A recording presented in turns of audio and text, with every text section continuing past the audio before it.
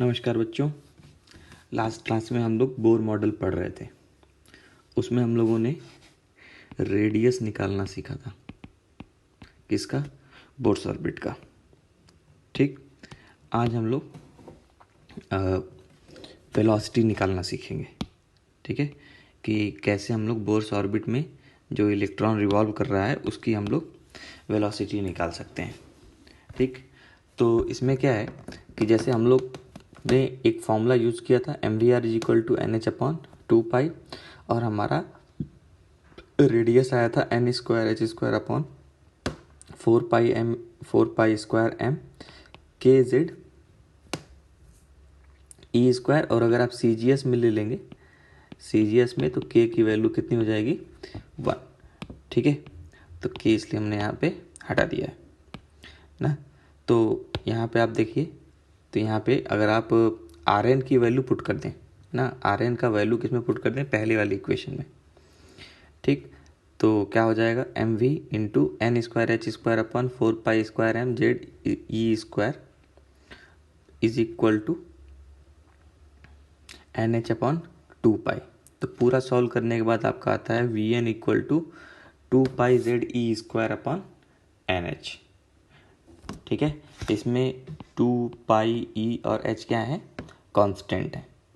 ठीक, तो अगर आप ये पूरा सॉल्व करेंगे तो ये देखो, ये फॉर्मूला आपको बहुत कम पूछा जाता है। ठीक है, लेकिन फिर भी आपको कम से कम निकालना तो आना ही चाहिए ना।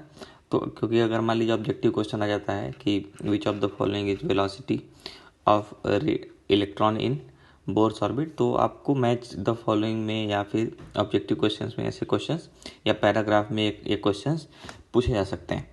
ठीक है, तो अब इसमें क्या करना है आपको? अब देखिए यहाँ पे अगर हम लोग 2 की वैल्यू, पाई की वैल्यू, ठीक है, ई की वैल्यू, एच की वैल्यू रख देंगे सारी चीज़ें, तो वी एन की जो वैल्यू आती है ना nth ऑर्बिट में, जो कि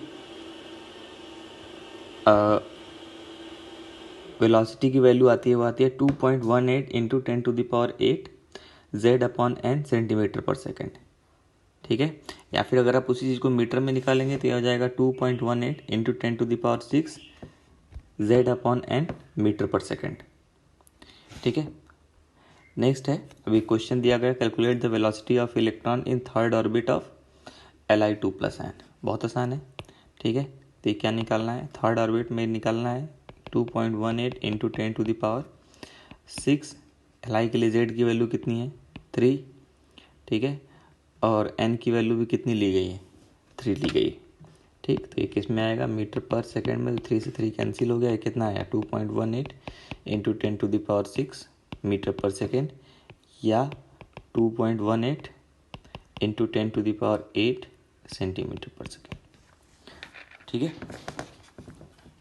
नेक्स्ट क्वेश्चन देखते हैं। Calculate the ratio of velocities of electron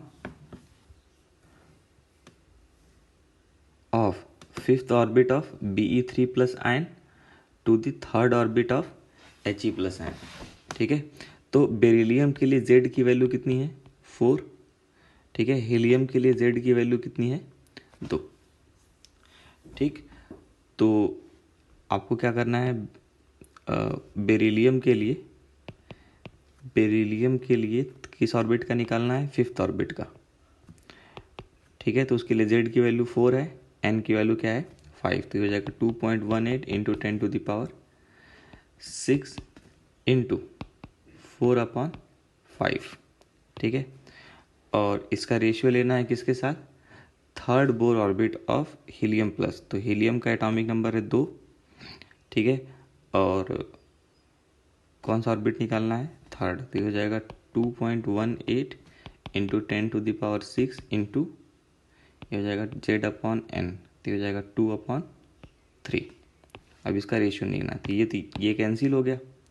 ठीक है, अब इसको अगर आप ऊपर ले जाएंगे तो ये हो जाएगा 4/5 इंटू 3/2, तो हो जाएगा 2 2 ज़ा 4, तो हो जाएगा 6/5। ये रेशियो हो जाएगा। ठीक है, या इन शॉर्ट आप ये वाला फॉर्मूला भी लगा सकते थे, VZ1N1/VZ2N2 equal to Z1/Z2 multiplied by N1N2/N1। ठीक, क्योंकि कांस्टेंट तो क्या होने वाला है, कट जाने वाला है। ठीक, अगर आप ग्राफ प्लॉट करना चाहते हैं, ठीक है, अगर आप ग्राफ प्लॉट करना चाहते हैं v और z में, ठीक है, v और z में, तो आप देखिए v और v डायरेक्टली प्रोपोर्शनल है किसके, z अपॉन n के। तो n अगर कांस्टेंट ले लेंगे तो v डायरेक्टली प्रोपोर्शनल हो जाएगा किसके, z के। ठीक है, तो यहाँ पे क्या आएगा, अब डायरेक्टली प्रोपोर्शनल है तो जैसे जैसे z बढ़ेगा वैसे वैसे v बढ़ेगा, तो स्ट्रेट लाइन आएगी ऊपर की तरफ। ठीक है, उसी तरीके से z कांस्टेंट ले लीजिए और इसको प्लॉट करिए किसके रिस्पेक्ट में, 1/n के, तब भी ये क्या आएगा, स्ट्रेट लाइन आएगा। ठीक, लेकिन अगर आप v और n को प्लॉट करेंगे, ठीक है, तो v जो है इन्वर्सली प्रोपोर्शनल है किसके, n के, तो ये आपका रेक्टेंगुलर हाइपरबोला करवाएगा इस तरीके से।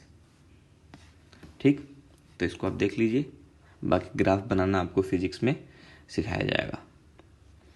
नेक्स्ट है calculation of energy of electron in any orbit. ठीक है, किसी ऑर्बिट में इलेक्ट्रॉन की टोटल एनर्जी पता करना। ठीक, तो इलेक्ट्रॉन के पास दो तरह की एनर्जी होती है, पहला है काइनेटिक एनर्जी, दूसरा है पोटेंशियल एनर्जी। काइनेटिक एनर्जी क्या होता है, हाफ mv²। ठीक है, लेकिन अगर आपको सेंट्रीपिटल और सेंट्रीफ्यूगल वाला जो कहानी था वो याद हो, तो मैंने बताया था इलेक्ट्रॉन के ऊपर दो तरह का फोर्स लगता है, एक सेंट्रीफ्यूगल फोर्स, एक सेंट्रीपिटल फोर्स। ठीक है, तो सेंट्रीपिटल फोर्स और सेंट्रीफ्यूगल फोर्स, तो सेंट्रीफ्यूगल फोर्स क्या है, mv²/r। ठीक है, सेंट्रीपिटल फोर्स क्या लग रहा है यहाँ पे, माइनस, अगर k की वैल्यू 1 ले लें CGS सिस्टम में तो हो जाएगा ZE²/r²। ठीक है, तो इलेक्ट्रॉन जो है वो सर्कुलर ऑर्बिट में तभी रहेगा जब दोनों का सम क्या आ रहा हो, 0 आ रहा हो, मतलब mv² r माइनस ZE²/r² 0 होगा, तभी आपका जो इलेक्ट्रॉन है वो सर्कुलर ऑर्बिट में रहेगा। या इन शॉर्ट हम लोग बोल सकते हैं कि mv²/r बराबर होना चाहिए किसके, ZE²/r²। तो अगर इसको आप सिंप्लीफाई करेंगे तो mv² बराबर आ जाएगा किसके, ZE का ना, r से एक r कैंसिल हो गया, तो यहाँ पे mv² बराबर आ जाएगा ZE²/r के।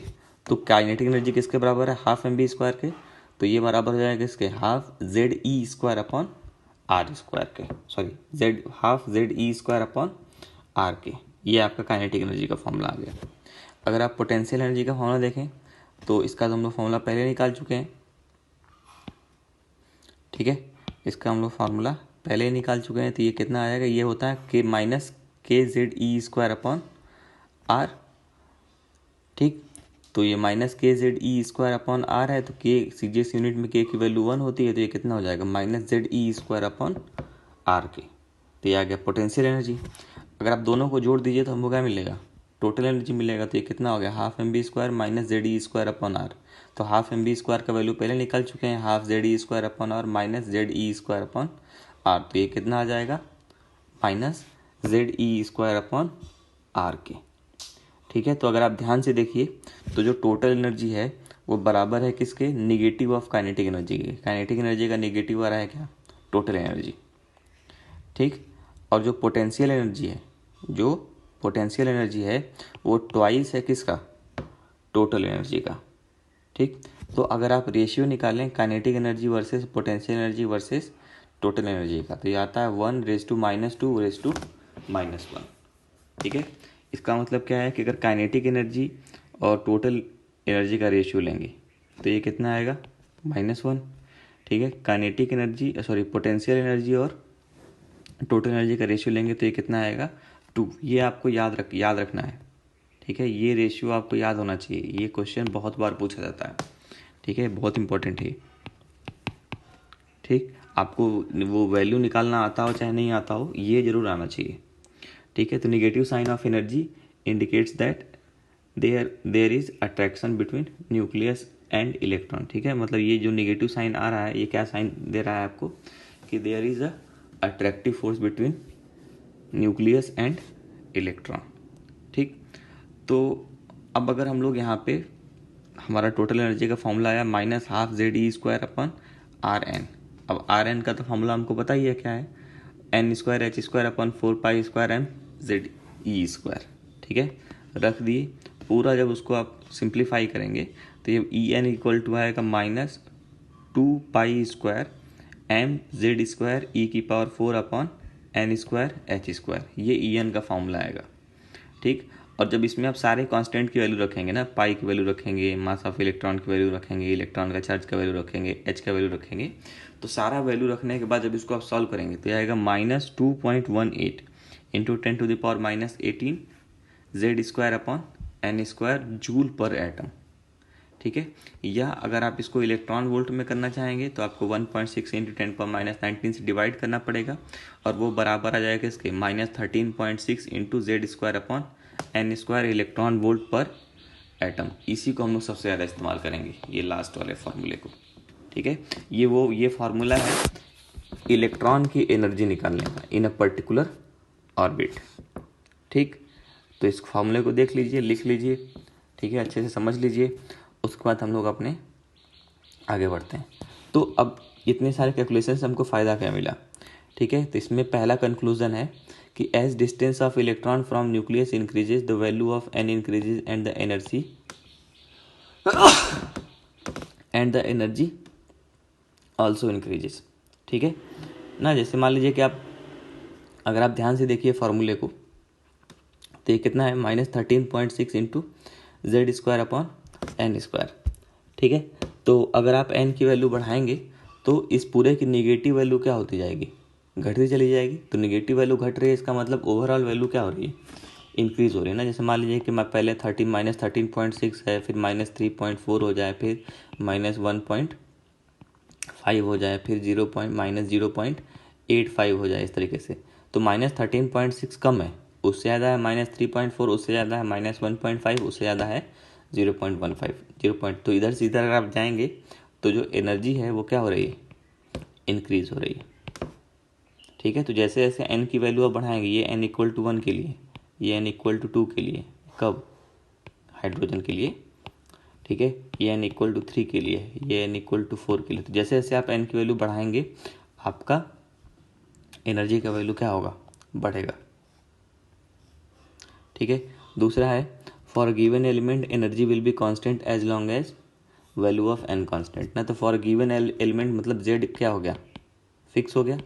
ठीक है, और एन को भी आप क्या कर दीजिए? कांस्टेंट रख दीजिए। तो जाहिर सी बात है कि एनर्जी क्या हो जाएगा? कांस्टेंट हो जाएगा।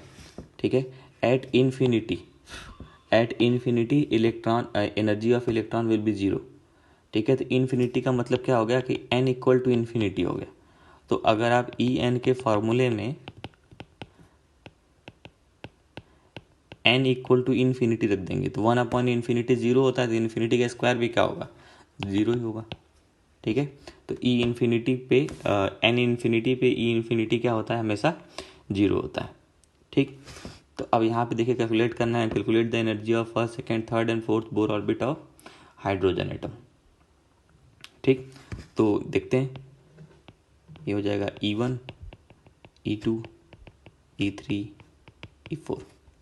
ठीक है, तो E1 कितना हो जाएगा? -13.6 into Z square upon N square, तो 1 स्क्वायर अपॉन 1 स्क्वायर, यह जाएगा -13.6 इलेक्ट्रॉन वोल्ट पर एटम। ठीक है, फिर देखते हैं -13.6 into Z square upon N square. इसको जो आप सॉल्व करेंगे तो ये आएगा आपका -3.4 इलेक्ट्रॉन वोल्ट पर एटम।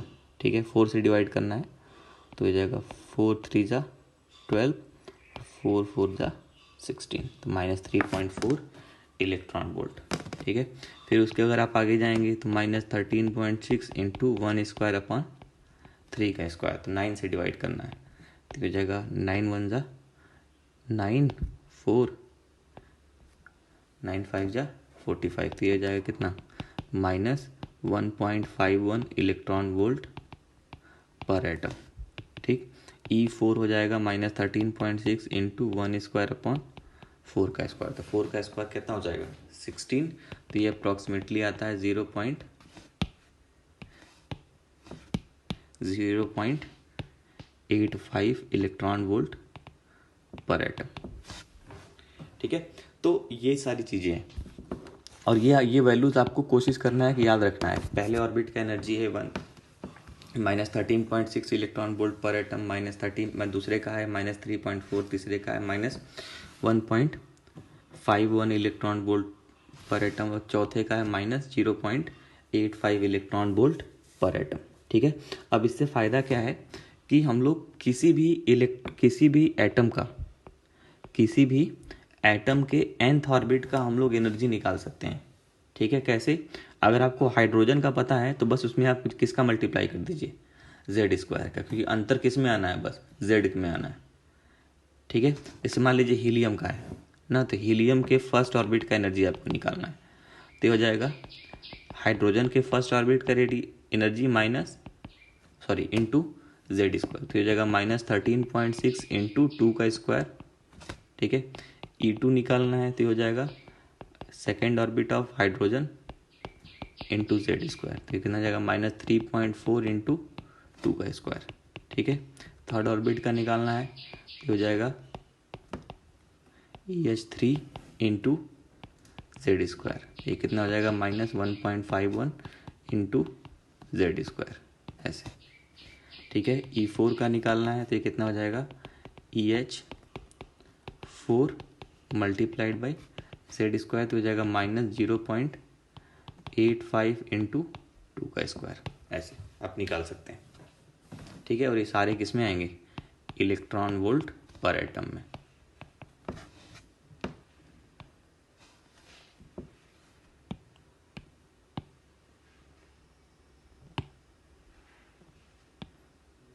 ठीक है, ये 2 ही है,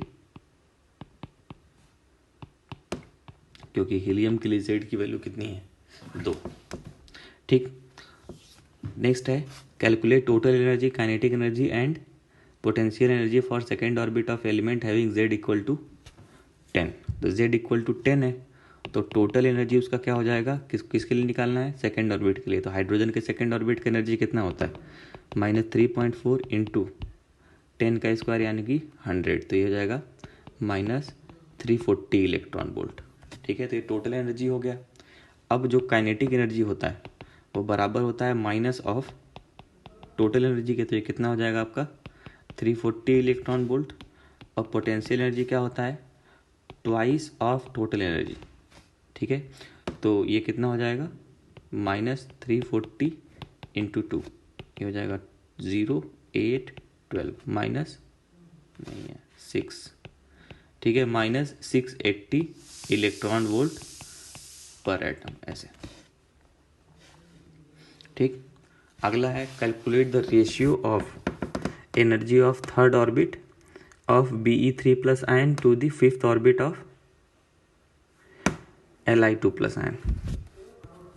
ठीक है, तो हाइड्रोजन के लिए फिफ्थ ऑर्बिट का तो हम लोग निकाले नहीं थे, लेकिन हम लोग डायरेक्ट भी कर सकते हैं। जैसे मान लीजिए कि अगर आपको ना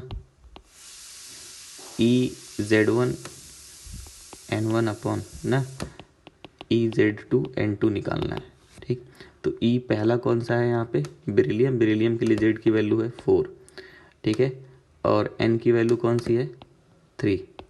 दूसरा क्या है, EZ की वैल्यू कितनी है, 3, N की वैल्यू कितनी है, 5। तो यहाँ रखते हैं, ये हो जाएगा -13.6 इंटू जेड स्क्वायर कितना है, 4 का स्क्वायर अपॉन 3 का स्क्वायर।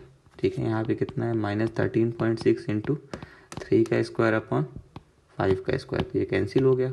क्या बचा आपको 16/9 मल्टीप्लाइड बाई 25/9।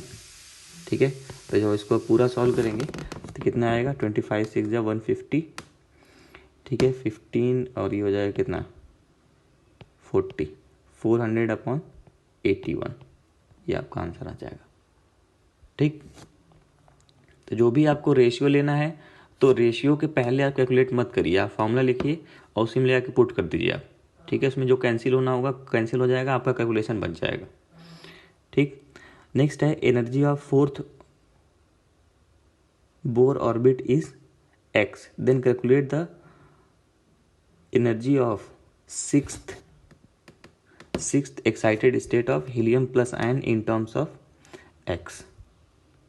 ठीक है, energy of fourth Bohr orbit is X. यहाँ पे कल क्वेश्चन में कुछ मिसिंग है। फोर्थ बोर ऑर्बिट मान लेते हैं हाइड्रोजन का ले लेते हैं या हीलियम, तो क्वेश्चन में दे रखा है। ठीक है, मान लीजिए लिथियम का ले लेते हैं ना। लिथियम के लिए किसके लिए ले लेते हैं हम लोग? लिथियम के लिए ले लेते हैं। ठीक है, तो energy of fourth orbit of lithium is X, then calculate energy of sixth excited state of helium in terms of X. ठीक है, तो ई लिथियम के लिए जेड की वैल्यू कितनी है? 3, और किसके लिए निकाल रहे हैं हम लोग? फोर्थ ऑर्बिट के लिए। ठीक है, तो ये कितना आ जाएगा? -13.6 इंटू 3 का स्क्वायर अपॉन 4 का स्क्वायर। ठीक है, और ये बराबर आ रहा है किसके? एक्स के। ठीक है, ये ना यहाँ पे लेफ्ट साइड में लिख लेते हैं। ये बराबर आ रहा है किसके? एक्स के ना। फोर्थ ऑर्बिट की एनर्जी ये एक्स है। ठीक, और अब हमको क्या पूछा है? सिक्स्थ एक्साइटेड स्टेट, मतलब एन की वैल्यू क्या हो जाएगी? 6 + 1, ये कितना हो जाएगा? 7। तो E27, ठीक है, ये बराबर हो जाएगा किसके? -13.6 इंटू 2 का स्क्वायर अपॉन 7 का स्क्वायर। ठीक है, तो अगर आप दोनों का रेशियो ले लें, तो ये कितना आ जाएगा? x upon E27। ठीक है, 13.6 से 13.6 कैंसिल हो गया। ये कितना आ जाएगा? 9/16 मल्टीप्लाइड बाई 49/4। ठीक है, तो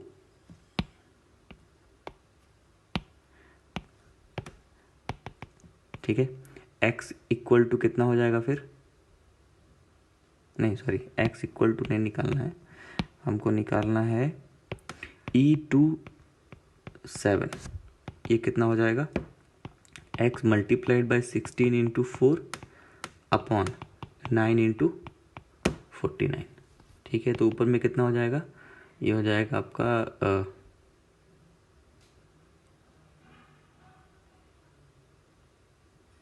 16 4 जा 64x,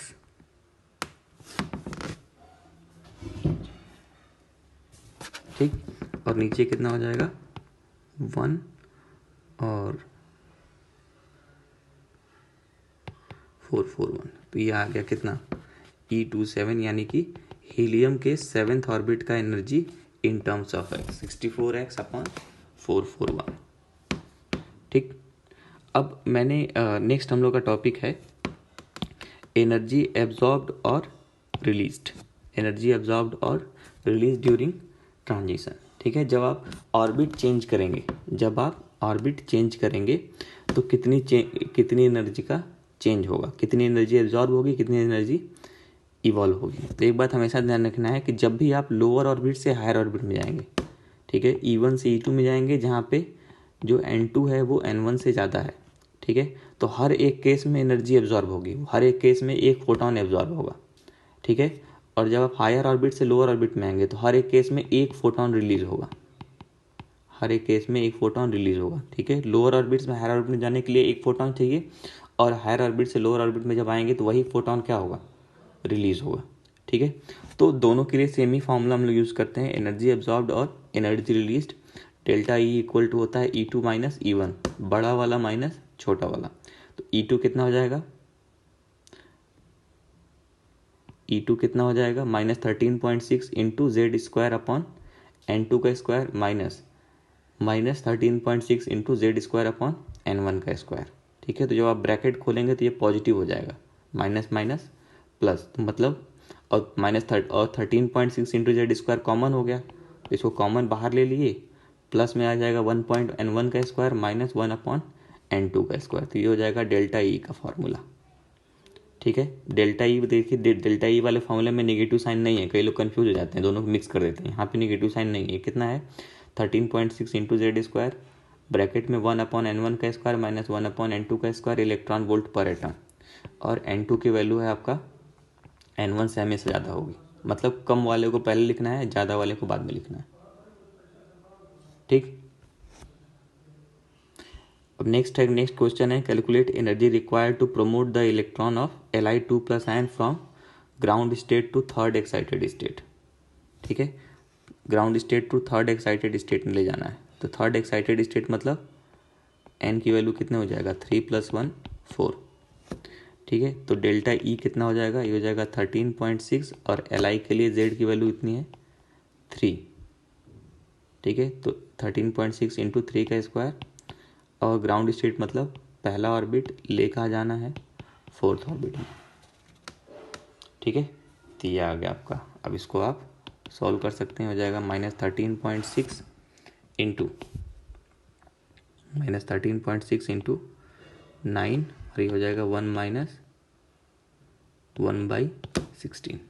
ठीक है, तो इसको आप आगे सॉल्व करेंगे, 13.6 × 9 multiplied by 15/16 electron volt per atom.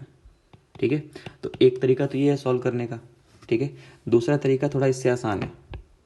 जैसे मैंने बोला था कि आप किसी भी ऑर्बिट का जो एनर्जी है वो आप हाइड्रोजन के टर्म में निकाल सकते हैं। तो आपको कहाँ जाना है, आपको फोर्थ ऑर्बिट में जाना है। कहाँ से, फर्स्ट ऑर्बिट से। तो E4 आप हाइड्रोजन के टर्म में निकाल लीजिए, कितना हो जाएगा ये, फोर्थ ऑर्बिट का एनर्जी कितना आएगा हाइड्रोजन में, -0.85।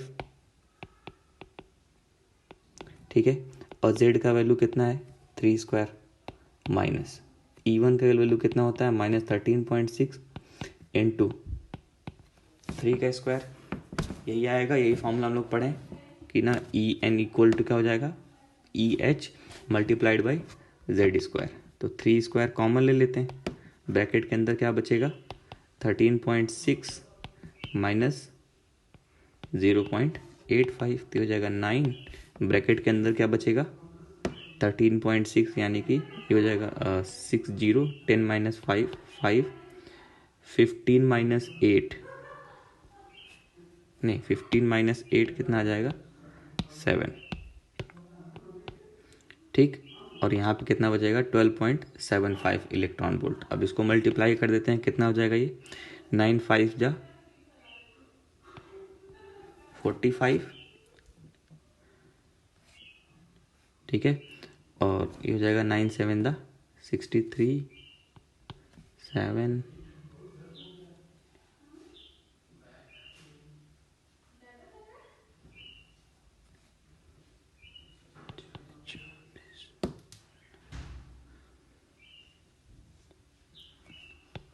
ठीक है, ये आ जाएगा आपका 114.75 इलेक्ट्रॉन वोल्ट पर एटम। तो ये आ गया। ठीक, अब एक क्वेश्चन आपसे पूछा था, can also calculate the wavelength and frequency of radiation required for this transition. ठीक, तो मैंने बोला कि ये किसी पर्टिकुलर फोटॉन के फॉर्म में निकलेगा, और फोटॉन के लिए हम लोगों ने पढ़ रखा है लैम्डा = कितना पढ़ रखा है हमने 12400 एनर्जी ऑफ फोटोन हमने कितना पढ़ रखा है 12400 अपॉन लैम्डा इन एंगस्ट्रॉम। तो लैम्डा इन एंगस्ट्रॉम = कितना हो जाएगा 12400 अपॉन डेल्टा E। ठीक, तो हो जाएगा 12400 डेल्टा E कितना आ रखा है 114.75 एंगस्ट्रॉम। तो ये पूरा सॉल्व करेंगे, आपको वेवलेंथ आ जाएगा, और एक बार वेवलेंथ आ गया तो फ्रीक्वेंसी भी आप निकाल सकते हैं C/λ से। क्लियर, तो आप कोई भी आप तरीका इस्तेमाल कर सकते हैं। अगर आप फॉर्मूले से करना चाहते हैं तो ये वाला है, और थोड़ा इजी फॉर्मूला नीचे वाला है, एकदम बेसिक पे है। ठीक, तो ये इस तरीके से आप, और एक बार जब आप निकाल लिए डिफरेंस मतलब एनर्जी रिक्वायर्ड, तो आप आसानी से क्या निकाल सकते हैं लैम्डा। ठीक है, lambda of radiation and frequency of radiation. ठीक है,